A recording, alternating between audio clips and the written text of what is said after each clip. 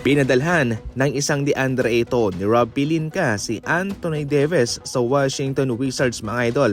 Pero bago tayo dumating sa ganyan, eto kasi ang naging dahilan dyan. Nang kinuha ng Los Angeles Lakers si Walker Kessler sa Utah Jazz ay pinag-usapan po ito ni Kyle Kuzma and Anthony Davis mga idol. Pinag-usapan ng dalawang former Laker na ngayon pa lang daw kumuha ng isang big man si Rob Pelinka gayong wala na si LeBron James at Davis sa Lakers. Para bang pinakatalinong move daw ito ni Rob Pelinka mga idol na pagkatapos ng maraming taon na nagde-demand sila ng isang big man para sa kanila ay hindi po kumukuha si Rob Pelinka. Pero ngayon ay finally kumuha na ito.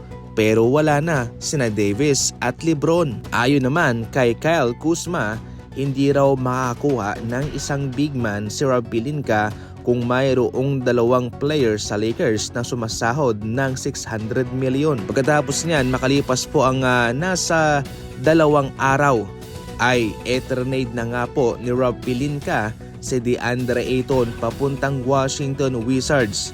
Ito ba'y coincidence lamang?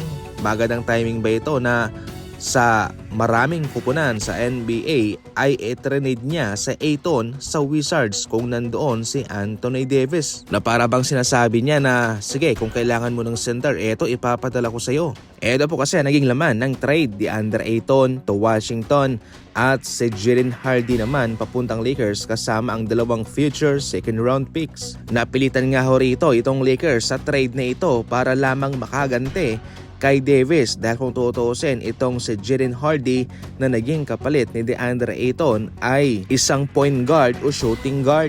Walang kabuluhan yan para sa isang Los Angeles Lakers na mayroong Luka Doncic at Austin Reeves. Tila ginali talaga ni Davis itong si Rob Pelinka.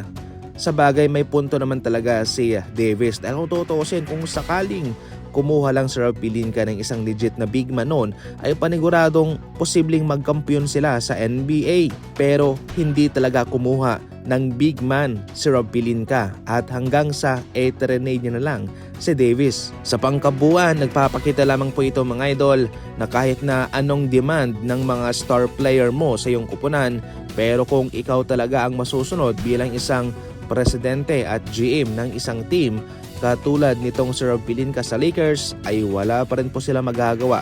Kung saan, kung gusto mo, yun talaga yung masusunod. Kung ayaw mo, ay hindi naman ito mangyayari. Para sa inyo mga idol, ano ang komento ninyo patungkol dito? Na tila nang sasagutan dito sina Rob Pelinka at Anthony Davis. Comment lang yan sa comment section at babasahin ko.